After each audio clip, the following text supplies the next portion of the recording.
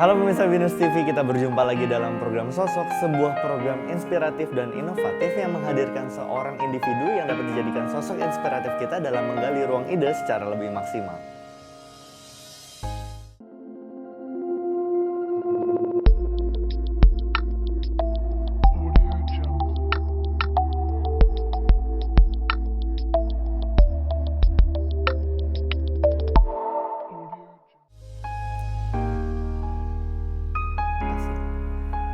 Nah pemirsa, sosok kita pada episode kali ini adalah seorang laki-laki tapi ahli dalam mengolah segala jenis masakan. Nah untuk tahu siapa dia, kita ada profil narasumber yang sudah dihimpun oleh tim Binus TV. Ini dia.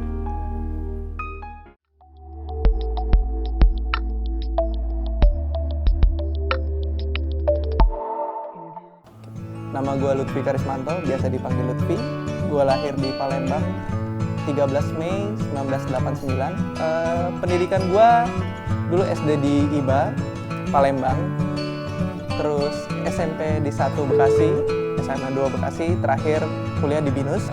Penghargaan yang pernah diraih, gue pernah meraih top 9 dari MasterChef Indonesia Season 2.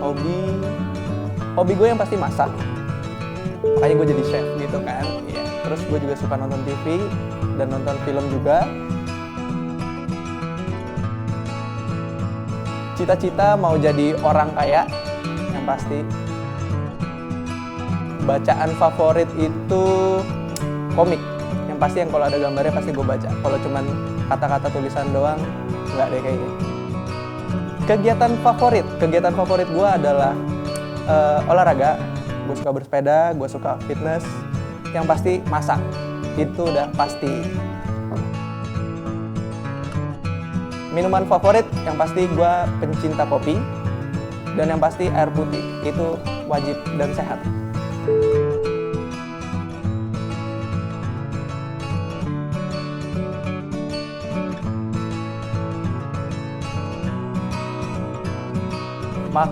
Untuk makanan favorit gue tergila-gila sama masakan Indonesia, yang pasti masakan Padang. Di dekat rumah gue ada masakan Padang enak banget, Pincuran Duo. Ya enggak, udah. Oke, itu dia masakan Padang.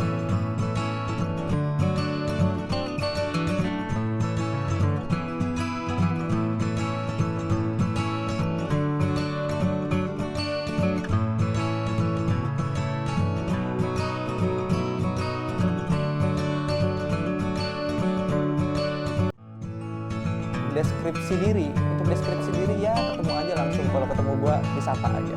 Insya Allah kalau lo cantik pasti gua sapa balik. Oke, tetap di Sosok. Nah itu tadi sedikit cuplikan tentang narasumber kita pada sore hari ini, yaitu Chef Lutfi. Kita akan ngobrol lebih banyak, makanya pemirsa jangan kemana-mana, tetap di Sosok.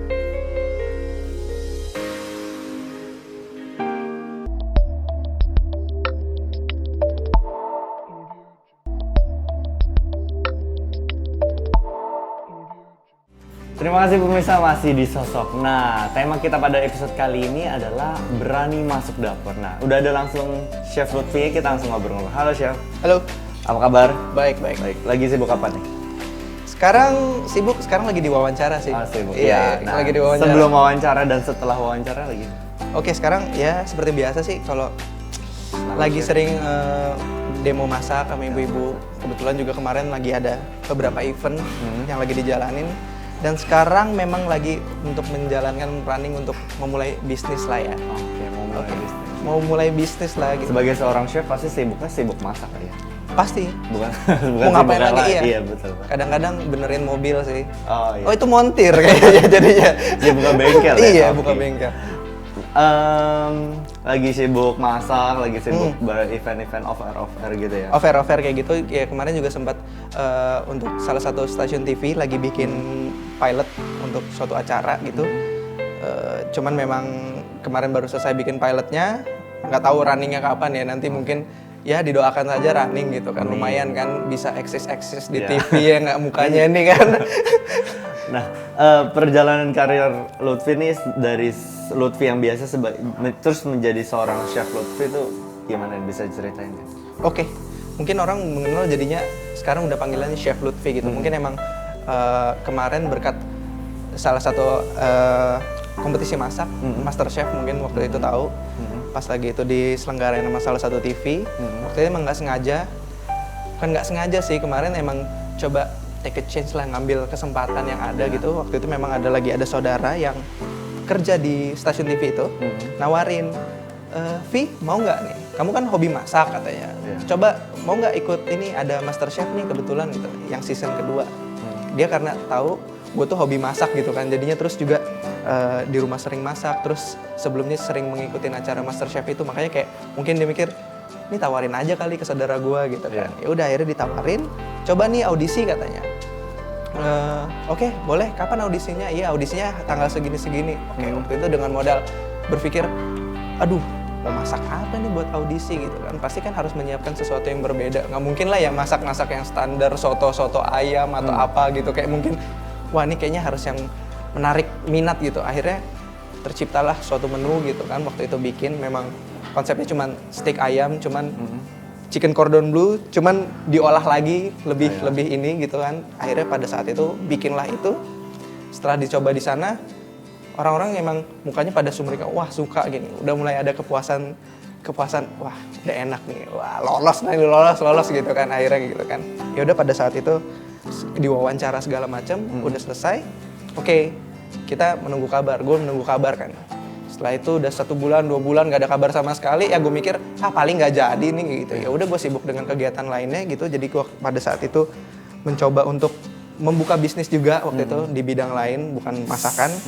Ternyata memang kurang gitu karena motivasi gue juga kurang pada saat itu. Jadinya kayak berhenti di tengah jalan. Akhirnya pada saat, kalau nggak salah itu di bulan ke-6 atau apa setelah gue audisi itu, gue dapat panggilan, telepon, Mas Lutfi dapat ini nih, selamat ya katanya. Mas Lutfi lolos di 60 besar Master Chef gitu. Kaget dong kayak gitu. Hah? Jadi nih Mbak gitu Master Chef gitu. Soalnya udah lama nggak ada kabarnya gitu. Iya nih jadi, Mas Lutfi bisa deh datang ya ke sini-sini katanya. Oke, akhirnya gue datang waktu itu. Pada saat itu gue datang, briefing segala macem. Dan pada saat itu juga katanya langsung mulai di syuting episode pertama. Jadi episode pertama itu gue langsung masak di depan para chef master yang kita tahu, yang ada Juna, ada Chef Degan, ada Marinka gitu kan. Langsung wah gila. Pas udah ngeliat kayak gitu langsung gila, layak gak nih gue masuk kayak gini ya, ngeri banget. Dan yang pada saat gue masuk itu gue takut karena pada saat itu gue lihat lawan gue kok berkompeten semua gitu. Sedangkan kalau dilihat dari latar belakang gue sendiri, ya gue nggak ada sekolah masak, istilahnya gue cuma masak di dapur emak lah ya gitu ya kan, di dapur emak gitu kan. Terus gaya-gayaan mau masuk Master Chef gitu kan. Pada saat di sana gue ngelihat, wah gila, lawan gue kompeten semua gitu. Pada saat mereka memasak, kebetulan gue waktu itu memang posisi memasaknya itu agak di tengah. Jadi memang itu proses memasaknya agak lama. Gue syuting di hari ketiga. Jadi pada hari 1, 2 itu gue ngelihat nih lawan-lawan gue, mereka masak apa aja. Pada saat gue ngeliat, gila, hari pertama ada yang masak open ravioli, ada yang masak salmon ini segala macam. Keren-keren, gila. Gue waktu itu langsung udah mulai drop semua. Gila, gue cuman bakal menyediakan nasi tom yum gitu. Yang lain udah pada repot bawa bahan-bahan sendiri, yang bilang, aduh nanti bahan-bahan yang disediain sama tim Master Chef itu gini-gini katanya. Terus mereka bawa piring sendiri, pokoknya mereka udah repot sendiri. Gue cuman modalin, gue bawa badan aja. Gue bermodalkan bahan-bahan yang udah disiapkan sama mereka gitu kan. Ya udahlah, gue nothing tulus aja lah gitu, maju aja gitu kan. Ya udah, pada saat mulai penjurian itu satu, ini yang jago-jago kok malah kayak gugur semua. Gila, penilaiannya kayak gimana nih? Apalagi yang gue cuman, istilahnya waktu itu gue cuma masak nasi tom yum gitu kan. Nasi tom yum, jadi nasi yang rasanya rasa tom yum gitu. Jadi tidak berkuah, jadi nasi yang rasanya tom yum, seperti itu gue masak. Gue cuma masak kayak gini, simple gitu. Nasi tok, ada lauknya dikit, udah kelar. Pas ngeliat yang lain itu yang udah mulai platingnya aneh-aneh, yang ada ini, ada itu, kayak mulai minder. Ya udah akhirnya gue memutuskan untuk ya udahlah, coba gitu. Pada saat gue masuk dapat penjurian, makanan gue dicicipin dong gitu. Pada saat itu ada Chef Degan, Chef Juna, sama Chef Marinka. Chef Degan ini kan memang pada saat itu chef baru, menjadi juri yang baru kan. Pada saat itu gue nggak tahu track recordnya dia, gue nggak tahu latar belakangnya apa. Setelah dia nyobain makanan gue, tom yum ya katanya. Iya chef, kamu tahu nggak tom yum yang asli dari Thailand itu yang kayak gimana gitu? Nggak tahu chef, gue bilangin. Oke, no dari saya. Langsung sempet drop, tes gitu. Pas gue ini, aduh, di no-in lagi gitu kan. Ternyata pas sampai ke belakang-belakang ini gue baru tahu ternyata dia tuh chef lama di Bangkok gitu kan. Iya, tom yum ya makanan sehari-hari lah ya, yang sepele gitu kan ya. Ya udahlah, udah kalah jauh nih gitu. Begitu Chef Marin kan nyoba, gitu. Dia suka masakan gue gitu. Dia sampai 2 atau 3 kali suap untuk nyoba makanan gue. Gue udah mulai, wah kayaknya enak nih dia menikmati masakan gue gitu. Oke, saya suka masakan kamu, unik rasanya gitu. Saya suka, dapat yes saat itu. Udah mulai resap lagi, udah mulai naik, udah mulai wah bisa nih. Terakhir nih Chef Juna dengan tatapan, udah tau lah kita ya Chef Juna kayak gimana kan tatapannya yang kayak, aduh cuman kayak gue tuh cuman yang nunduk aja, nunduk gitu. Oke, pas dicobain, oke, boleh juga katanya. Oke, yes dari saya gitu. Lega dong dari situ pada saat itu. Oke, gue dapat apron gitu, suatu kebanggaan tersendiri untuk dapat apron pada saat 60 besar itu. Ya seenggaknya ada yang bisa gue banggain lah gitu dari modal istilahnya cuman iseng-iseng kayak iya, seperti itu. Boleh sambil minum. Oke. Chef. Nah, berarti jadi dari cuma sekedar iseng-iseng terus jadi malah hobi dan keterusan sampai sekarang gitu ya. Ya, bisa jadi seperti Tapi itu. memang suka masaknya tuh dari kapan sih? Kalau suka masak itu kebetulan gue tuh memang punya nafsu makan yang luar biasa. Jadi gue awalnya suka masak ya karena gue hobi makan gitu. Jadi istilah kalau gue bilang, kalau nyokap gue dulu bilang gitu, ini Lutfi tuh nggak pernah yang namanya nyemil. Kalau nyemil ya langsung makan nasi gitu kan. Jadi mau 6 kali sehari ya makan nasi aja terus gitu pakai lauk yang ada gitu. Pada saat itu memang gue tergila-gila sama yang namanya makan gitu. Jadi terkadang gue dulu sempat pernah gemuk banget gitu karena gue saking hobinya makan. Terus untuk awal mula masak itu gue kira-kira umur kelas 5 SD lah ya waktu itu. Gue waktu itu sangat tergila-gila sama namanya brownies. Tempe bacem. Oh, tempe bacem. Tempe bacem. Karena tempe bacem menurut gue itu rasanya kayak brownies gitu, kayak udah enak banget gitu kan ya. Warnanya sih hampir sama ya. Iya, warnanya sama kan, hitam-hitam gitu kan. Jadi kayak menurut gue tempe bacem tuh udah enak banget gitu. Jadi nyokap gue tuh selalu bikin tempe bacem dalam porsi banyak untuk gue sendiri gitu kan. Dan pada saat gue kehabisan stok tempe bacem gue mulai kebingungan kayak tempe bacem gue mana gitu. Ya udah akhirnya gue memutuskan mau dong belajar bikin tempe bacem supaya gue mikir gue nggak bakal kehabisan stok lagi nanti kan. Ya udah akhirnya gue masak mulai tempe bacem itu diajarin step by step dan gue bisa. Dan mulai situ wih gue seneng gitu, gue bisa masak makanan gue sendiri dan rasanya juga enak gitu kan.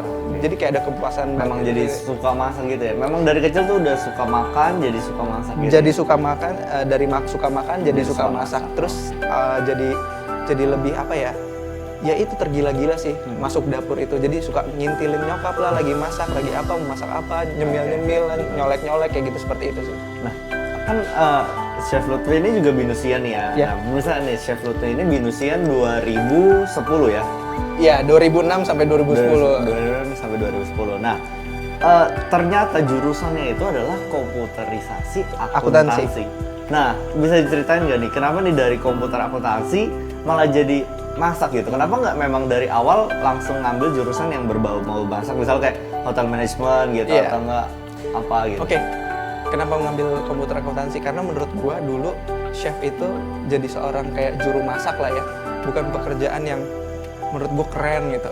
Karena gua dulu berpikir ya namanya juga masih SMA ya, masih labil gitu kan, kayak ya jadi chef tuh cuman masih kayak, apalagi dulu kan belum banyak ya tokoh-tokoh chef laki, taunya kan banyak yang kayak cuman Bu Siska yang kayak gitu-gitu, terus yang kayak yang hanya sedikit lah icon-icon kuliner gitu. Dan menurut gua aduh kayaknya masih belum tergerak lah hatinya untuk kayak gitu. Terus dan pada saat itu juga waktu SMA itu sebenarnya lucu sih pada saat mengambil jurusan komputerisasi akuntansi ini. Jadi gue waktu itu berdua sama teman gue namanya Ian, dia binusian juga. Pada saat waktu gue sekolah gue berpikir ini kita nanti kerja mau yang kayak gimana? Yuk kantoran lah katanya. Ya udah kalau mau jadi orang kantoran harus ngerti apa? Ngerti manajemen katanya. Oh iya harus manajemen. Ya udah kita kuliah ngambil manajemen. Ya tapi kalau hari gini nggak ngerti yang namanya komputer mah sama aja bohong gitu kan. Ya udah ambil yang dua-duanya, yang ada manajemen terus ada komputernya. Ada tuh manajemen informatika gitu kan. Oh ya udah, kita ambil manajemen informatika. Sampai saat itu berpikir manajemen informatika tuh yang paling layak lah pada saat itu. Ya udah, akhirnya kita pada saat itu kita berpikir kampus BINUS itu yang paling beken pada saat itu. Jadi kita nggak pernah mencoba untuk kuliah di negeri atau apa, langsung ke BINUS gitu. Pokoknya singkat cerita jadi itu ya ngambil, pokoknya berasa kayak keren jadi ngambilnya. Iya, langsung ngambil itu. Dan pada saat ke BINUS kita cek, wah kita tulis cari nih jurusannya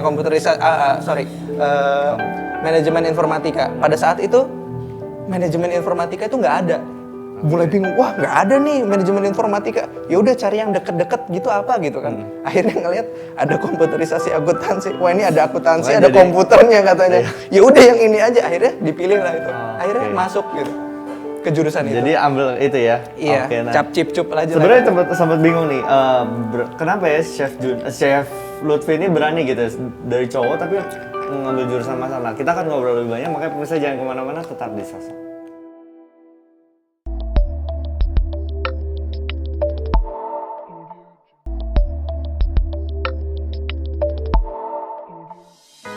Pemirsa masih di Sosok. Nah, kita akan lanjut ngobrol-ngobrol lagi sama Chef Lutfi nih. Chef Lutfi, nah tadi kan tema kita pada episode kali ini kan berani masuk dapur. Oke.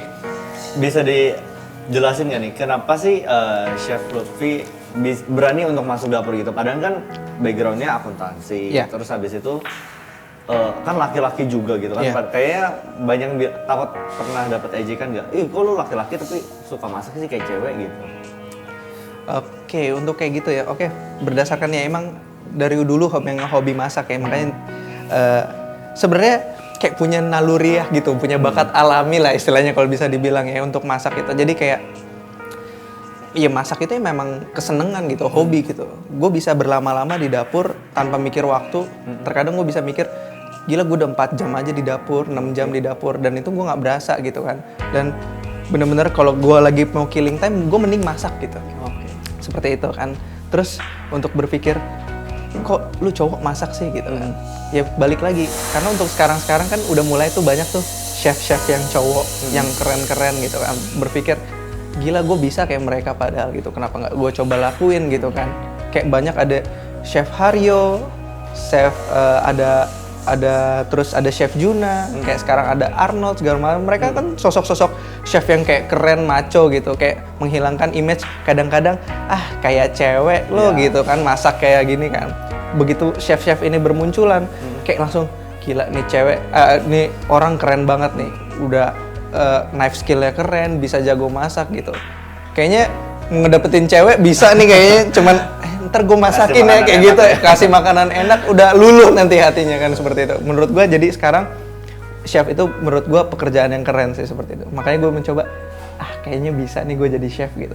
Berarti kayak ejekan itu udah nggak peduli lah ya, yang udah nggak peduli. Sekarang yang mikir lihat hasil karya gue gitu, seperti itu. Gue bisa menciptakan masakan enak, lu nggak bisa ngejek gue, pasti lu suka masakan gue, seperti itu. Berarti dibuktikan lah ya kalau kita memang bisa masak seperti itu. Dan passionnya memang, dan Chef Lutfi memilih bidang ini karena memang passionnya di situ. Oke, jadi untuk menemukan passionnya sendiri ini setelah gue ikut ke MasterChef. Gue masuk MasterChef itu awalnya kayak cuman iseng-iseng kan sebenarnya kan. Awalnya gue memang mencoba untuk gue pengen bisnis aja gitu. Cuman gue kayak belum menemukan mau bisnis di bidang apa gitu segala macam. Kemarin udah berbagai macam gue untuk dari bikin kayak bean bag segala macam, ini segala macam. Akhirnya putus di tengah jalan juga. Setelah gue ikut MasterChef ini, gue kayak menemukan passion gue gitu, kayak menemukan jati diri gue untuk ya udah ini jalur gue nih gitu. Gue bisa hidup dari masak ini gitu kan, seperti itu. Dan gue punya kesenangan lah di masak gitu. Gue nggak mikir apapun selain fokus di masakan gue. Yang penting masakan gue jadi kayak gimana. Jadi gue nggak pernah yang kayak nggak pernah sedih atau gimana gitu. Mood gue lagi jelek pun gue pasti masak kayak untuk membikinkan mood gue yang enak gitu, biar mood gue lebih enak gitu. Seperti itu. Makanya gue pas setelah ikut MasterChef ketemu passion gue, oke, gue bakal hidup di bidang ini dan gue akan ya istilahnya sekarang mau menjalankan bisnis pun di bidang ini juga gitu. Berarti memang setiap apapun yang kita kerjakan harus pakai passion ya? Harus berdasarkan passion kita Iya, gitu sekarang gue berpikir kalau lo kerja nggak sesuai dengan passion lo kayak kerja sebagai budak sih seperti itu. Kayak ya jadi cuman malah jadi beban gitu. Iya, cuman sebagai beban, lo disuruh-suruh sama orang gitu kan. Lo sebagai itu kayak cuman ya gue kerja ya cuma sebagai tuntutan aja gitu, bukan sebagai ini. Dan gue ngalamin banyak orang yang kayak udah ngerasain kerja di passionnya. Menurut dia ya gue main-main tapi tapi dapat uang juga, gue bisa hidup seperti kayak kalau atlet gitu kan, dia cuman main bola gitu kan, ibaratnya lari-lari gitu segala macam, hobi, menang gitu kan, dapat uang, dia bisa hidup dari itu seperti itu, dia menjalankan passionnya gitu. Itu yang gue seneng dari orang-orang yang hidup dari passionnya seperti itu. Berarti memang ini hal inspiratif nih pemirsa. Jadi kalau misalnya kita mau ngelakuin sesuatu, kita harus cari passion kita dulu apa. Iya, passionnya apa gitu, bisa menemukan, lo bisa bersabar di situ, lo bisa istilahnya senang dengan yang lo lakukan. Terkadang kan kalau kita melihat kayak di karyawan, mungkin kalau emang passionnya dia memang kerja sebagai karyawan, dia bakal senang di depan komputer berjam-jam seperti itu. Dan mungkin passion orang pasti beda-beda. Passion orang beda-beda. Mungkin di lo kayak gitu seperti ini, lo lebih seneng kayak memuancari seseorang. Iya, betul. Passion lo kayak gitu kan, Iya. pasti seneng menjalankan seperti itu, ketemu orang baru seperti itu. Ya sama yang seperti gue lakukan. Passion gue untuk memasak, gue seneng di dapur, gue seneng bikin orang seneng dengan masakan gue kayak gitu. Ya seperti itu sih. Ya berarti harus temen passionnya, terus abis itu nggak peduli lah ejekan kayak misalnya tadi kayak cewek itu nggak peduli. Memang passion gue di situ, gue suka di situ, gue enjoy. Yang gue buktikan dengan hasil karya kita gitu. Iya, betul sekali. Nah, kalau dari peran keluarga memang sangat mendukung seorang Lutfi untuk menjadi chef. Pada saat gue daftarin MasterChef, sempet awalnya kayak disepelein gitu. Kamu mau ngapain masuk kayak gitu? Udah jago banget masaknya, ada gitu ya kayak istilahnya. Ya udah sih kan namanya coba-nyoba gitu kan, daripada nggak ngelakuin sama sekali kan gitu kan. Ini dicoba-coba aja gitu kan. Ya udah setelah gue yakin untuk mencobain kayak gitu, ya gue buktiin ke nyokap, nih loh ma, gue bisa masuk 20 besar sampai yang dia lihat di TV. Dan dia juga jadinya bangga sendiri gitu punya kayak kadang-kadang kalau pas lagi ada jadwal buat nelpon keluarga, karena pada saat itu kan gue di karantina, dia punya gimana gitu, iya nih menang tantangan ini, oh ya udah gitu, selamat deh gitu. Gue tahu dia nggak mungkin bisa berkata-kata dengan yang seperti wah hebat ini segala macam. Gue tahu perasaan dia seneng, cuman dia yang nggak meluapkan dengan kegembiraan yang terlalu ini segala macam. Dia cukup seneng dengan keadaan gue yang kemarin seperti itu. Berarti memang mendukung lah ya. Ya, cuman gue emang kalau sama nyokap, kalau di dapur, wah pasti perang badar. Jadi sama-sama penguasa dapur, karena dia juga istilahnya hobi masak ya. Hobi masak, dia juga mentor gue di rumah lah istilahnya, mengajari gue masak gitu kan. Jadi kalau istilahnya sekarang udah sama-sama jago masak, pasti cekcok aja tuh di dalam dapur gitu kan. Nggak gitu mah caranya, iya ini kayak gini, kamu tahu ini segala macam, akhirnya berantem. Makanya gue lebih sering kalau masak di rumah kalau nggak ada dia gitu. Kalau dia lagi pergi baru gue masak, kalau nggak ada, wah udah berantem gitu. Beradu ya. Kalau bikin dapur masing-masing aja. Niatnya gitu gue pengen. Nah, kalau untuk ide kreatif kan sebagai seorang chef harus kreatif nih. Ya. Dari mulai penampilan masakan atau dari cara motong yang benar atau cara masak yang benar. Nah, itu didapatnya dari mana? Oke, untuk dari sumber pengetahuan sendiri ya bisa dapat dari mana-mana ya. Bahkan kalau gue lagi nongkrong di WC gitu, kadang-kadang mikir, oh iya kayak gini ya hasil dapat plating. Terus bisa cari di internet, gue nonton acara TV, gue baca majalah dan sebagainya. Itu gue dapat inspirasi sebenarnya. Terkadang tapi dari inspirasi yang gue dapat, gue ngelihat masakan. Gue kebetulan orangnya memang suka kayak menduplikasi ya gitu. Jadi gue dapat konsep, tapi gue modifikasi lagi dengan cara gue gitu. Mungkin pada saat gue nonton di TV itu dengan ayam bakar gitu. Ini bumbunya ayam bakar. Nanti begitu gue bikin dengan bumbu apa, cuman gue oleh misalnya goreng, kukus atau apa sebagainya gitu. Gue ubah lagi dengan cara gue seperti itu. Jadi gue nggak mau masakan itu sama dengan masakan orang lain. Cuman gue mengambil ilmunya aja dari mereka gitu. Seperti itu sih. Oke, itu. Dan pada saat gue masuk MasterChef, ya gue juga dapat pelajaran sih banyak di situ dalam hal plating. Gue sebenarnya jujur gue lemah dalam hal untuk kreativitas memperindah makanan, karena yang gue tahu makanan itu cukup enak. Jadi pada saat masak, ya gue masak nasi, lauk, nggak pernah yang gue hias-hias segala macam. Berdasarkan pengalaman ya? Iya, makanya pada saat itu ya gue cuman tumplek-blek aja lah makan kayak gitu kan. Coba. Begitu disuruh menghias ini, wah bego banget, gue udah nggak kepikiran deh buat mikir itu memperhias makanan gimana. Yang penting makanan itu jadi enak, itu udah bersyukur buat gue. Yang penting bisa senangin orang lain. Yoi. Oke, dan terakhir nih, pesan untuk pemirsa di rumah nih yang mau Lutfi bagiin buat pemirsa.